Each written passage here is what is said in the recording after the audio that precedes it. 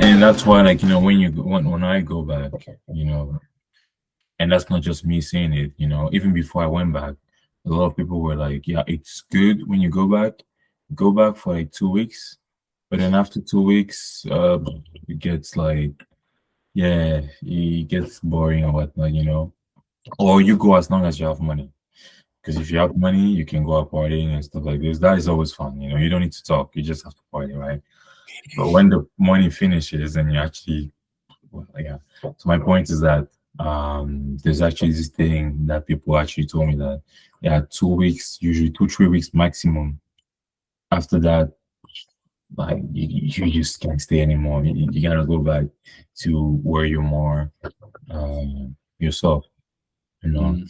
And it's very interesting because, like, in the African community, there's a lot of people that come to the West, if I can put it like that, and they make a life there, and then but there's somewhere, like, they still they aspire to go back to Africa, right? To live, like, to go back and develop Africa. It's a real sentiment that people of the diaspora will have. Now, the thing is that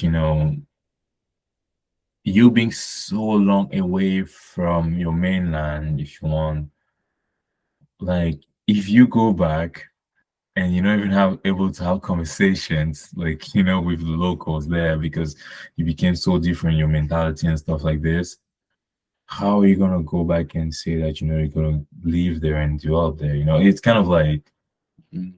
it doesn't match. Like, if you don't like, not that you don't like, but if you can't stay more than 2 weeks, how can you go back there and develop a country?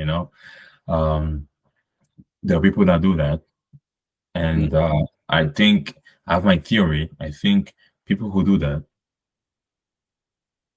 no, that's not true. But anyways, I would say, like, people that come here and that are still very much in touch with your main country after so long, somewhere I think is because their integration, like, with other communities didn't go as not that they didn't go as well, or maybe they didn't want to or whatnot, but like, they like when they came here, they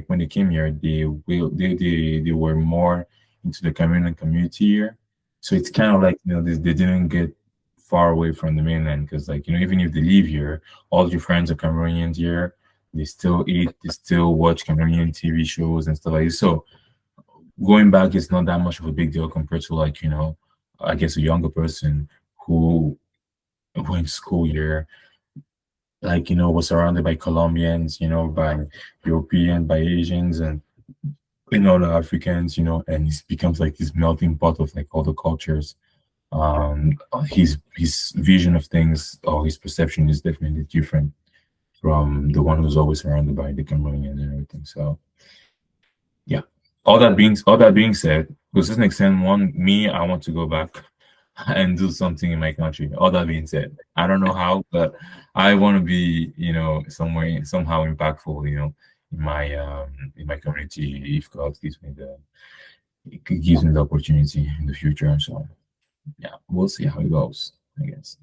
Well, I wish you the best of luck in that, in finding what that project may be and making it happen one day. And I think even because you feel like right now it's not, right now you don't feel like you could pass such a long period of time. That doesn't mean in the future you might start to disconnect from the culture and the life that you've built here. Mhm. Equally, you came to this country and you've already seen it start to changing a lot in these last 10 years, and I'm sure it's going to change a lot in the years to come, and so will Cameroon, and so will the rest of the world in their Mhm. own respective ways. So just because right now it doesn't feel like it doesn't feel like a reality, like it could be a possibility, and that doesn't mean that it's written out of the future either. True, true. Yeah, you do a great teacher. You've been a teacher before, eh? And when you I, went to right? I am I was teaching English in Colombia, and then now I still teach English online. There we go. That's right. Yeah, that's you can feel it, man. The guy is good. No, I'm not professional. Well, that's even better because like professionals usually are very tied up. So yeah. So you're good, my J. But on the back of that, I also feel like there is some inherent risk of like us wanting to make changes that we feel are the right changes to make that our countries need. I feel like there are problems that I want to fix in the UK, for example, but Mhm. that doesn't mean that even though we might see it so clearly from afar, that doesn't mean that the rest of the country or the city or the region or wants that change or feels like they want that change or is ready for that change. Do you understand? Yes, you mean like those who are there?